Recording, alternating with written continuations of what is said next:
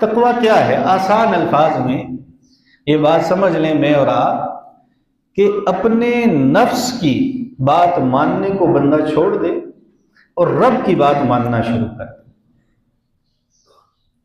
اذان ہوئی، دل کر رہا ہے یا نہیں کر رہا، انسان بستر سے اٹھا، وضو کیا اور مسجد میں آیا۔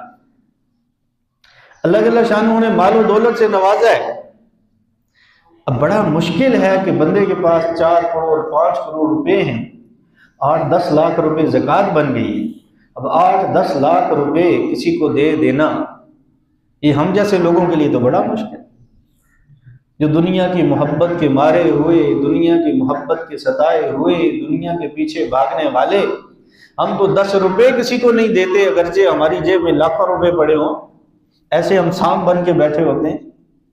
تو ہمارے لیے 8-10 لاکھ زکوٰۃ نکالنا مشکل ہے، لیکن اگر تقوی ہو، اللہ کا ڈر ہو، اللہ کا خوف ہو، تو انسان کہتا ہے جلدی جلدی میں اس زکوٰۃ کے مال کو نکال دوں، یہ اللہ کا حق ہے۔ کس کا حق ہے؟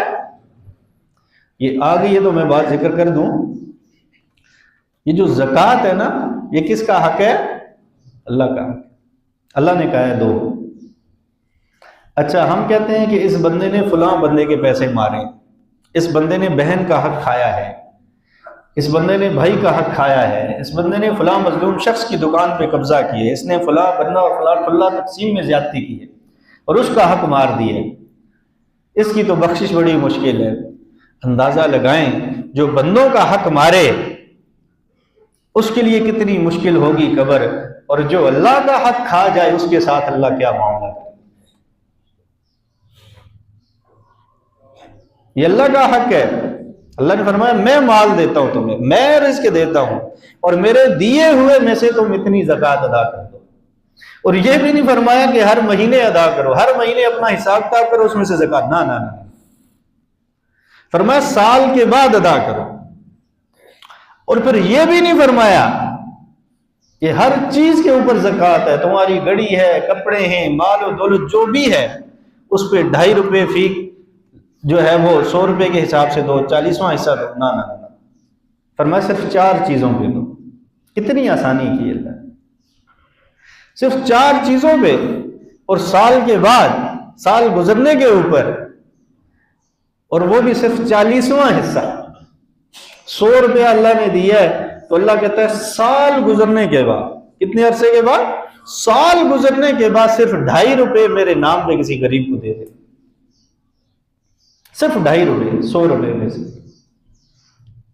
ہم شادی پہ، بیاہ پہ، جنازوں پہ، فضول رسومات پہ، فضول قسم کے کاموں پہ، ہر چیز پہ خرچ کر دیں گے، لیکن سال کے بعد اپنے مال کا حساب کتاب کر کے اللہ کا حق اس میں سے نہیں نکالتا۔ تو بہرکیف تقویٰ یہ ہے کہ انسان اپنے نفس کی بات چھوڑ کر اپنے رب کی بات ماننا شروع کرے، اور اس تقوی کے حصول میں ایک بہت بڑی بنیادی چیز وہ اللہ نے روزہ بیان فرمایا۔ تو اس لیے جہاں ہم رمضان کے روزے رکھتے ہیں، شوال کے 6 روزے رکھتے ہیں، یوم عرفہ کا روزہ رکھتے ہیں، عاشورہ کے روزے رکھتے ہیں، وہیں پہ ہمیں عام نفلی روزے رکھنے کا بھی اہتمام کرنا چاہیے۔